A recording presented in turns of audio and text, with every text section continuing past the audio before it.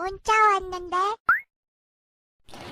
Sekedar informasi bahwa video ini adalah cerita spoiler yang admin rangkum hanya untuk sekedar menghibur. Dan untuk cerita versi lengkapnya, teman-teman bisa langsung membacanya di web legal atau bisa langsung membeli komik novelnya di toko buku terdekat. Di cerita sebelumnya, Yancheng memberikan hadiah kepada Yu Yao berupa liontin. Yu Yao pun memilih untuk menerima hadiah dari Yancheng dan mengikatnya di tangannya. Setelah acara itu selesai, Yancheng segera pulang agar tidak ikut Yu Yao dan gengnya yang akan pergi berbelanja. Namun, di tengah perjalanan pergi berbelanja, mereka dicegat oleh 3 orang berpakaian serba hitam dan menggunakan penutup wajah. 3 orang tersebut berniat membawa Yu Yao paksa untuk ikut dengan mereka. Mereka mengetahui bahwa 3 orang yang memakai baju serba hitam berada di prajurit tingkat 9, sehingga tak seorang pun geng Yu Yao berani untuk melawan. Yu Yao pun menanyakan tujuan orang-orang itu ingin membawa dirinya. Berbeda dengan bocah somplak yang berada di sisi Yu Yao. Berniat agar terlihat keren, bocah somplak itu mengancam kepada 3 orang yang tadi dengan mengatakan bahwa keluarganya berasal dari keluarga kerajaan. Namun hal itu tak dihiraukan oleh 3 penjahat tersebut. Kemudian salah satu dari mereka langsung maju untuk menebas bocah somplak yang sudah berani mengancam dan memprovokasi mereka. Sebelum pedang mengenainya, bocah tersebut mengeluarkan liontin malaikat pelindung tubuh dari bajunya. Sebuah kekuatan membentuk pelindung muncul, sehingga pedang yang dibawa salah seorang penjahat tadi berhenti karena tak mampu menembus kekuatan pelindung dari liontin. Bocah somplak berkata, "Hahaha, seranganmu terhenti ya? Untung saja aku mempunyai benda berharga ratusan ribu emas." Namun itu semua tak bertahan lama. Penjahat tersebut langsung mengeluarkan kekuatan di pedangnya. "Pedang api membarahlah," ujarnya sambil menyerang. Serangan tersebut ternyata mampu menembus pelindung milik bocah somplak itu. Alhasil, akibat serangan hebat itu, bocah somplak terpukul mundur. Kemudian, salah seorang penjahat tadi mengacungkan pedangnya dan berkata, "Hei bocah, mau apa kau sekarang?" dengan nada mengancam. Itu membuat bocah somplak terlihat pucat karena ketakutan. Bocah somplak menjawab, "Ini bukan urusanku. Orang yang kau cari ada di sana, dan tolong ampuni aku, Tuan." "Dasar kau tak berguna," imbu penjahat tersebut sambil menendangnya hingga terlempar jauh. Kemudian penjahat tersebut langsung mendekat ke arah Yu Yao dan berkata, "Ayo Nona, sekarang kita pergi." Tiba-tiba liontin pemberian Yancheng bersinar. Liontin itu mendeteksi adanya bahaya kepada Yu Yao. Suara auman terdengar bersamaan dengan keluarnya kekuatan yang membentuk naga menyerang penjahat tersebut. Itu berhasil membuat salah seorang penjahat terpental mundur. Teman-teman Yu Yao pun kaget dengan kekuatan yang dikeluarkan dari liontin pemberian Yancheng. Karena pelindung yang keluar dari liontin itu ribuan kali lebih kuat dibanding liontinnya si bocah somplak yang harganya ratusan ribu emas. Tak sampai di situ, setelah serangan yang keluar dari liontin tadi, kini muncul kembali sebuah lingkaran formasi mengelilingi Yu Yao. Sadar tak mampu melawan kekuatan yang keluar dari liontin tadi, salah seorang penjahat berkata, "Sial, kita tak akan mampu melawannya. Untuk saat ini, sebaiknya kita mundur terlebih dahulu.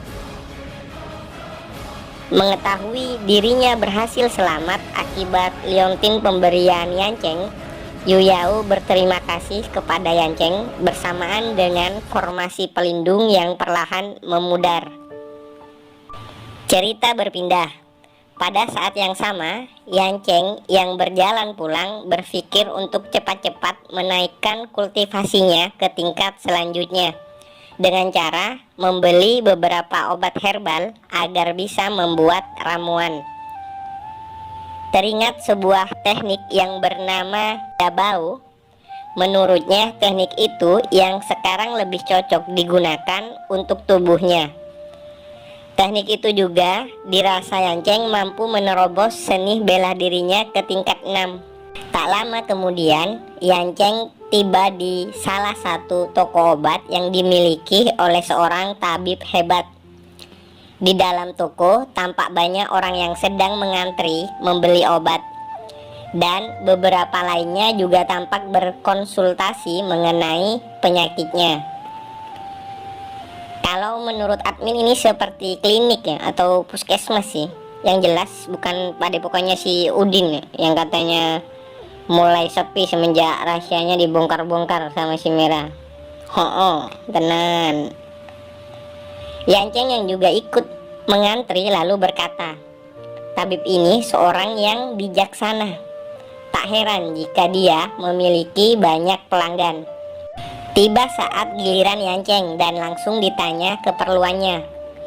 Yancheng pun berkata, aku ingin membeli 3 helai rumput jantung, 2 batang sapuan tulang, dan 1 batang kayuan manis. Apa ada? Penjaga obat pun menjawab, baiklah, tunggu sebentar, akan saya ambilkan. Ini herbalmu tuan, sambil memberikan semua herbal yang dipesan oleh Yancheng sebelumnya. Setelahnya, terlihat seorang ibu yang tengah menggendong anaknya berlari masuk ke dalam toko. Sambil menangis, ibu tersebut memohon kepada tabib untuk menyelamatkan nyawa anaknya. Sambil membaringkan tubuh anaknya di depan tabib, terlihat anaknya yang sudah tak sadarkan diri. Tabib pun menanyakan apa yang terjadi kepada anaknya. Ibunya sambil menangis menjelaskan bahwa dirinya juga tidak mengetahui penyebabnya, dan keadaan anaknya sudah seperti ini sejak pagi tadi. Sambil berlutut di depan tabib, ibu itu pun memohon agar menyelamatkan nyawa anak satu-satunya. Segera tabib menggunakan jarinya untuk memeriksa denyut nadi sang anak. Ingat ya, nggak pakai keris petir.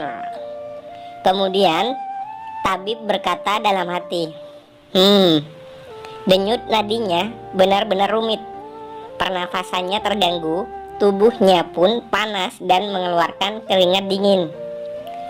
Tak lama setelah memikirkan gejala yang terjadi, tabib pun tiba-tiba berkata, maaf, saya tidak mengetahui gejala apa yang diderita anak ini.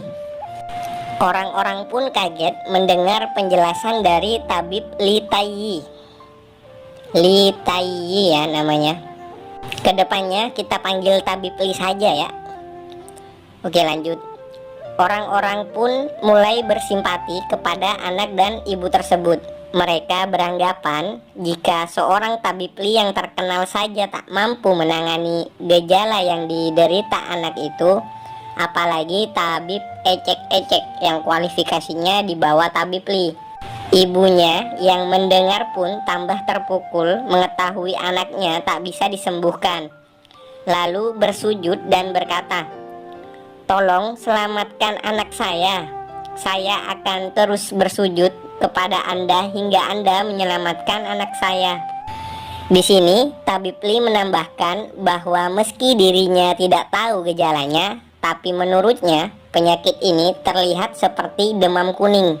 Lalu berkata kepada sang ibu, saya akan membuatkan resep untuk anak Anda. Jika nanti ada reaksinya, segeralah kemari. Bagaimana? Ibunya menjawab, "Baik, Tabib Li, saya setuju. Terima kasih." Kemudian setelahnya, ibu dan anak yang sudah menerima resep dan akan segera pulang, tiba-tiba dihentikan oleh Yanceng. Yanceng mengatakan untuk jangan dulu meminum obat dari resep yang diberikan oleh Tabib Li. Mendengar pernyataan itu, Tabib Li langsung menanyakan apa maksud Yanceng. Kenapa obat darinya tidak boleh diberikan? Hal tersebut membuat orang-orang yang ada di sana juga bertanya apa kualifikasi Yanceng sehingga berani berkata demikian. Mereka juga mengatai Yanceng hanya seorang bocah yang tak mengenal ilmu pengobatan dan menyuruh Yanceng untuk segera pergi saja jika hanya ingin membuat masalah. Kemudian Tabib Li berkata, "Anak muda, barusan kau bilang ini bukan demam kuning. Mengapa kau mengatakan itu?" Lalu Yanceng menjawab, "Tentu saja, seperti yang Anda tahu, gejala demam kuning pastilah disertai pusing, muntah-muntah, dan lemas di semua tubuh.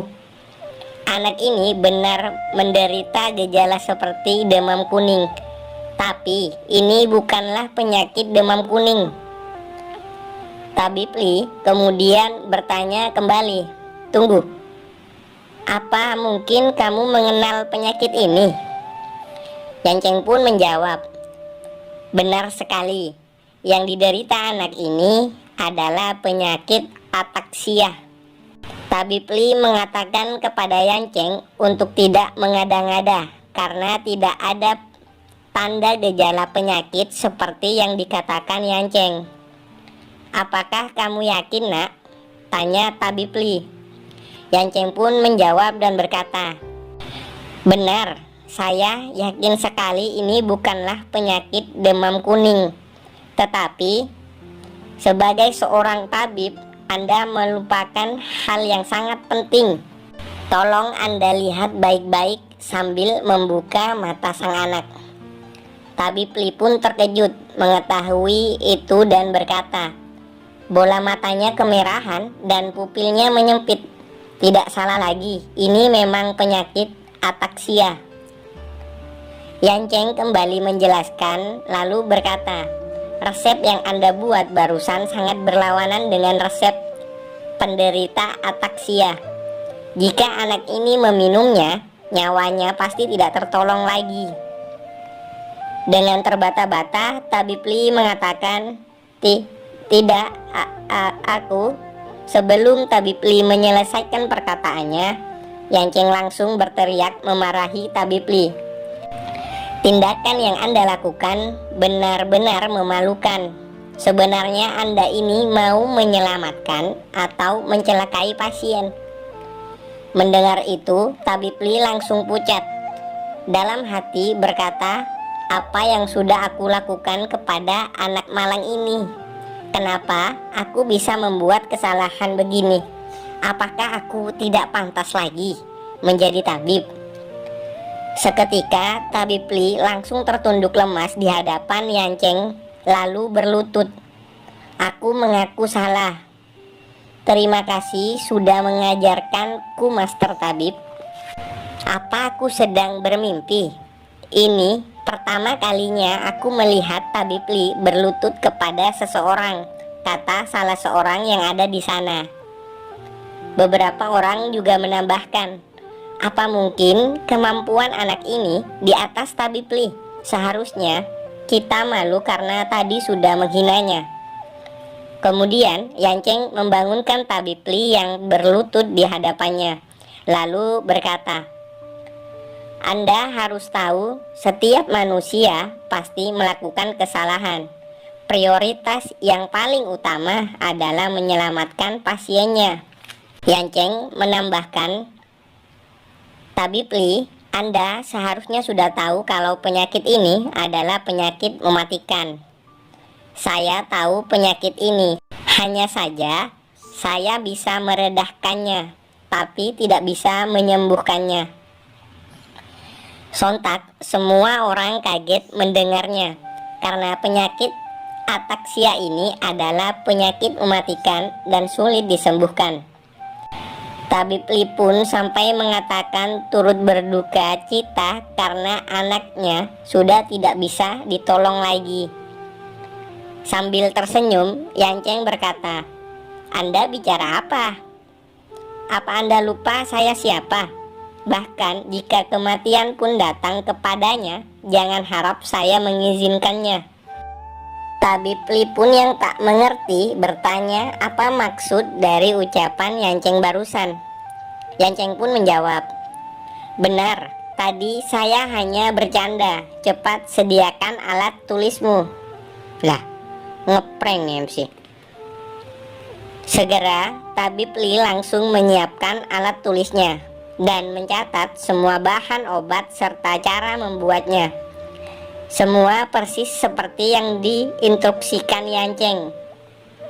Setelahnya, Tabib Li menjelaskan bahwa dirinya belum pernah menemukan solusi dari penyakit tersebut dan menanyakan kepada Yan Cheng, "Apa Anda sudah pernah menelitinya?" Yan Cheng menjawab dan berkata, "Gimana ya? Sebetulnya resep ini baru saja terlintas di pikiranku," sambil mengorek hidungnya. Tabib Li pun hanya bisa menganga tak percaya. "Habislah aku karena sudah mempercayai anak ini." Beberapa lama kemudian, sang ibu menyuapkan ramuan kepada anaknya yang diracik oleh Tabib Li atas instruksi dari Yan Cheng. Lalu, anak itu pun membuka mata dan langsung memanggil ibunya. Semua orang yang ada di sana terlihat senang karena saat itu anak yang sakit tadi telah melewati masa kritis dengan resep yang dibuat Yan Cheng. Ibunya pun langsung segera berterima kasih kepada Yan Cheng dan bersiap berlutut di depan Yan Cheng. Namun sebelum ibu itu berlutut, Yan Cheng menghentikannya dan berkata, "Tolong jangan berlutut. Ini sudah kewajiban seorang tabib." Kejadian hebat yang dilakukan Yan Cheng mendapatkan perhatian dari semua orang yang menyaksikannya, tanpa terkecuali para ciwi-ciwi. Mereka memuji Yan Cheng sebagai seorang penyelamat. Beberapa juga mengatakan kekagumannya karena bisa menjadi tabib di usianya yang masih muda. Para ciwi-ciwi menganggapnya tampan dan langsung jatuh hati pada Yan Cheng. Tiba-tiba, satu persatu ciwi-ciwi mengatakan keluhannya untuk menggoda Yan Cheng dengan berkata, "Master Tabib, tiba-tiba dadaku sesak, bisakah kau memeriksanya?" "Tabib sayang, aku mendadak pusing. Kamu pasti bisa mengatasi penyakitku. Ayo sekarang kita pergi ke rumahku." "Ayang Tabib, perutku juga mules, bisakah kamu berduaan denganku dan mengelus-elus perutku?" Yan Cheng pun segera menggilir satu persatu cewek-cewek tadi. Ya, tapi bohong. Yan Cheng yang tahu niatan para ciwi-ciwi langsung merasa canggung dan berkata, "Suasana macam apa ini?" Lalu segera berlari pergi dari kerumunan ciwi-ciwi.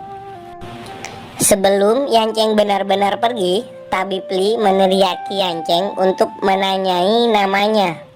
Yan Cheng pun menjawab sambil berteriak, "Namaku Yan Cheng. Kalau Anda ingin menemuiku, pergilah ke keluarga Yang." Video ini diakhiri dengan Tabib Li yang memerintahkan anak buahnya untuk menyiapkan sejumlah uang yang akan dibawa dan diberikan kepada Yan Cheng sebagai ungkapan terima kasihnya. Buat teman-teman yang ingin mengetahui update cerita selanjutnya, teman-teman bisa subscribe channel ini dan menekan tombol lonceng yang tersedia untuk mendapatkan notifikasinya.